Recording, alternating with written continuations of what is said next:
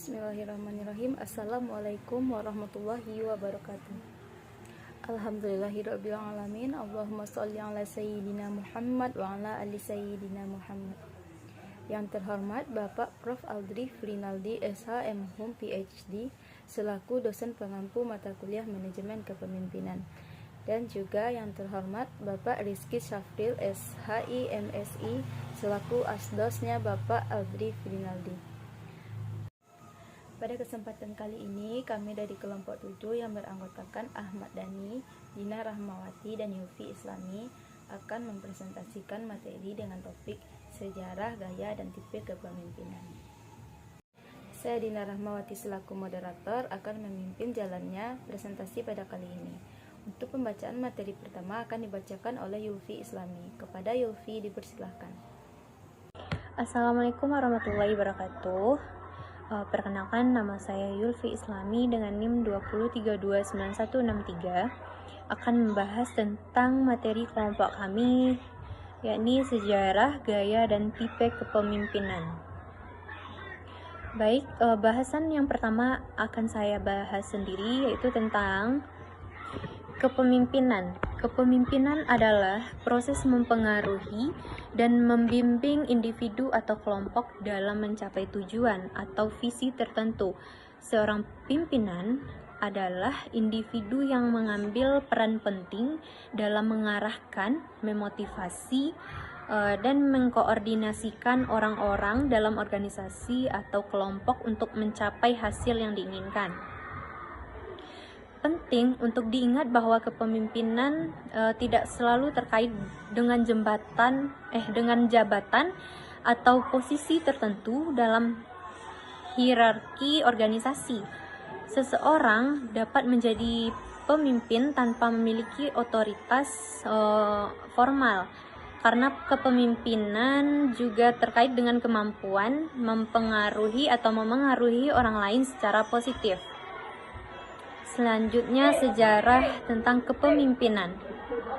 Sejarah kepemimpinan dapat ditelusuri di sepanjang peradaban manusia dan telah mengalami perkembangan yang signifikan seiring berjalannya waktu. Berikut adalah gambaran singkat tentang sejarah kepemimpinan. Yang pertama, kepemimpinan dalam peradaban awal, yaitu kepemimpinan sudah ada sejak awal peradaban manusia. Pada zaman prasejarah, pemimpin suku atau kelompok adalah individu yang memiliki kekuatan fisik atau pengetahuan yang dihormati. Nah, yang kedua, kepemimpinan dalam peradaban Mesir kuno. Peradaban Mesir kuno memiliki raja atau faraon sebagai pemimpin tertinggi. Faraon dianggap sebagai penguasa atau dewa yang mengatur seluruh kerajaan.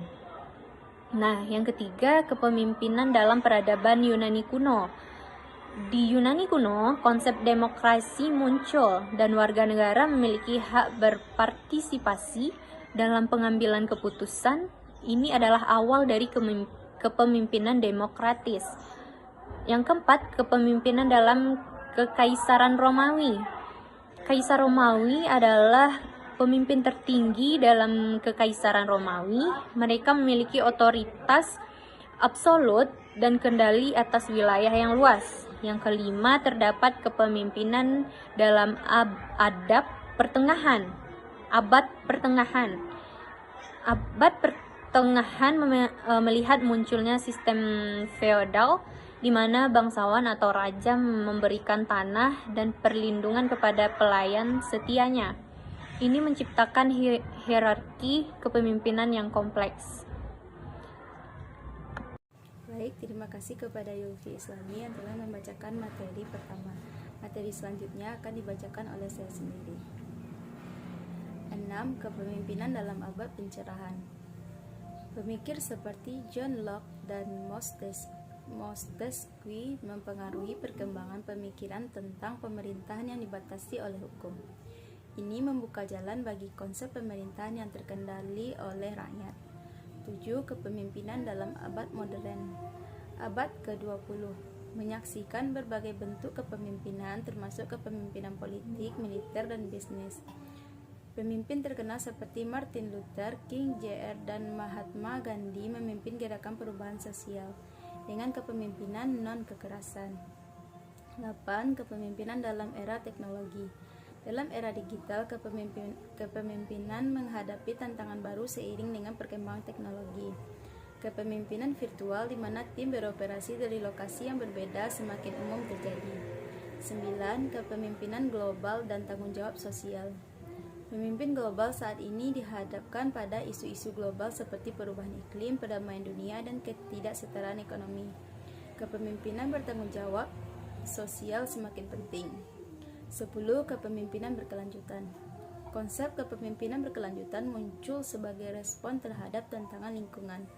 Pemimpin di berbagai sektor bekerja untuk menciptakan organisasi yang berkelanjutan dan berdampak positif pada planet ini. Sejarah kepemimpinan mencerminkan perubahan dalam nilai-nilai, ideologi, dan teknologi yang mempengaruhi cara manusia mengelola diri mereka sendiri dan organisasi mereka. Kepemimpinan terus beradaptasi dengan perubahan zaman, tetapi prinsip-prinsip dasar seperti pengambilan keputusan, motivasi, dan pemberdayaan tetap menjadi bagian penting dari peran seorang pemimpin. Selanjutnya, gaya dan tipe kepemimpinan. Gaya kepemimpinan berdasarkan perilaku. 1. Kepemimpinan otoriter autokratik. Pemimpin mengambil keputusan secara tunggal dan memberikan instruksi tanpa banyak konsultasi.